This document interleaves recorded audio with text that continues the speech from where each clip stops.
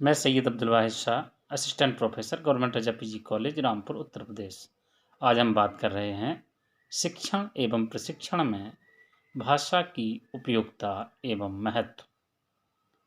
जैसा कि सर्वविदित है कि शिक्षण एवं प्रशिक्षण में भाषा की अपनी एक उपयोगिता एवं महत्व है। प्रत्येक शिक्षक को अपनी बात छात्र छात्राओं तक पहुंचाने एवं छात्र छात्राओं की बात को समझने में भाषा का सहारा लेना पड़ता है। सर्वविदित है कि भाषा ही हमारी अभिव्यक्ति का एक माध्यम है। भाषा जितनी प्रभावशाली, आकर्षक होगी, शिक्षक का शिक्षण उतना ही प्रभावशाली एवं रुचिकर होगा। भाषा हमारे शिक्षण की आधारशिला है।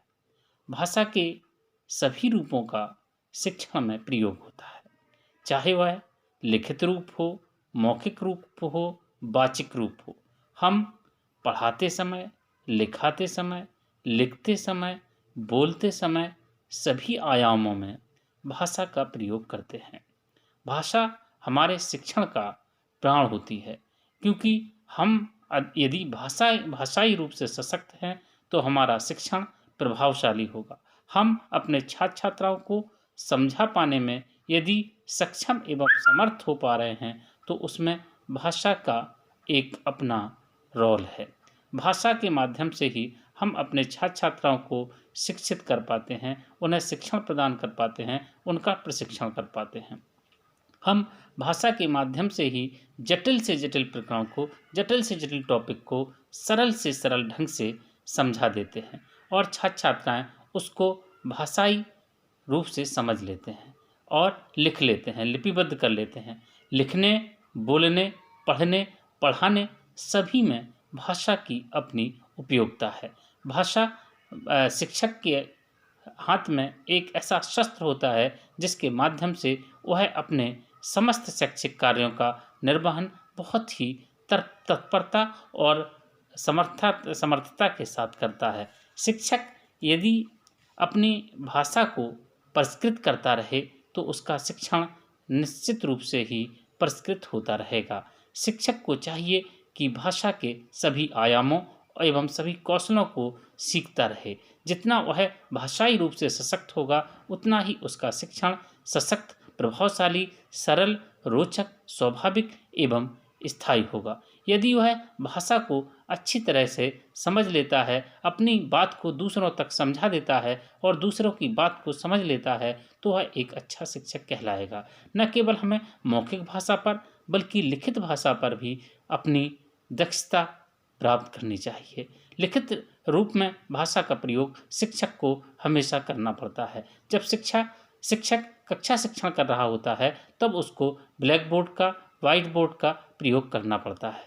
जब वह अपने बालक बालिकाओं के बीच ब्लैक बोर्ड पर या व्हाइट बोर्ड पर लिखता है तो वह कैसी भाषा में लिखता है, उसका लेखन कितना सुस्पष्ट है, कितना सुंदर है, कितना आकर्षक है, यह बात भी सीखने की प्रक्रिया में बहुत ही महत्वपूर्ण भूमिका का निर्वहन करती है। यदि शिक्षक के द्वारा लिखा गया जो है श्यामपट्ट सारांश ब्लैक बोर्ड पर बहुत अच्छा है, उत्कृष्ट श्रेणी का है, तो उसका शिक्षण बहुत ही उत्कृष्ट श्रेणी का हो जाएगा और छात्र छात्राएं उसको ठीक ढंग से समझ और लिख सकेंगे। यदि उसका लेखन बहुत अच्छा नहीं है, संतोषजनक नहीं है, तो छात्र छात्राओं को उसके लिखी गई बात पर को समझने में बहुत ही कठिनाई का अनुभव करना पड़ेगा।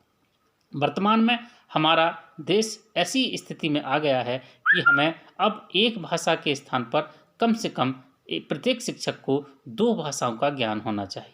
अब प्रत्येक महाविद्यालय में ऐसे छात्र छात्राओं का प्रवेश हो रहा है जो कुछ हिंदी मीडियम के हैं, कुछ इंग्लिश मीडियम के हैं और कुछ अन्य माध्यमों के हैं।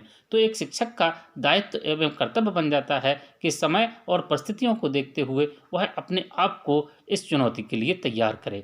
अब प्रत्येक महाविद्यालय में ऐसे छात्र छात्राएं आ रहे हैं जो कुछ इंग्लिश मीडियम के हैं, कुछ हिंदी मीडियम के हैं। हिंदी मीडियम के छात्रों को इंग्लिश मीडियम में नहीं समझाया जा सकता, इंग्लिश मीडियम के छात्र छात्राओं को हिंदी मीडियम में नहीं समझाया जा सकता।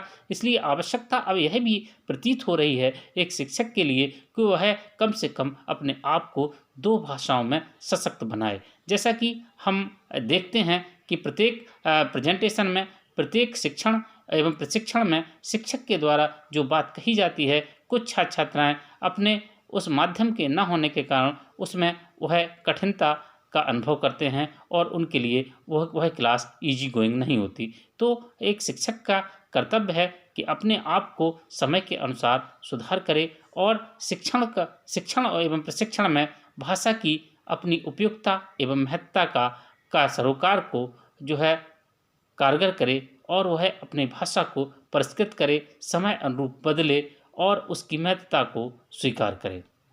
प्रत्येक शिक्षक अपनी भाषा को अच्छे से अच्छा बनाने का प्रयत्न करे। हमें चाहिए कि हम जब कक्षा शिक्षण कर रहे हैं तो हमें केवल मानक भाषा का ही प्रयोग करना चाहिए। हमारी भाषा जितनी मानक होगी, जितनी मृदु होगी, जितने अच्छे और आकर्षक ढंग से हम छात्र छात्राओं को समझा पाएंगे, वह हमारी भाषा को समझेंगे और जितनी अच्छी तरीके से वह समझेंगे उतना ही उनके लिए अच्छा होगा और हमारा मूल्यांकन अच्छा होगा। कहा जाता है कि good communication skill is the good teaching.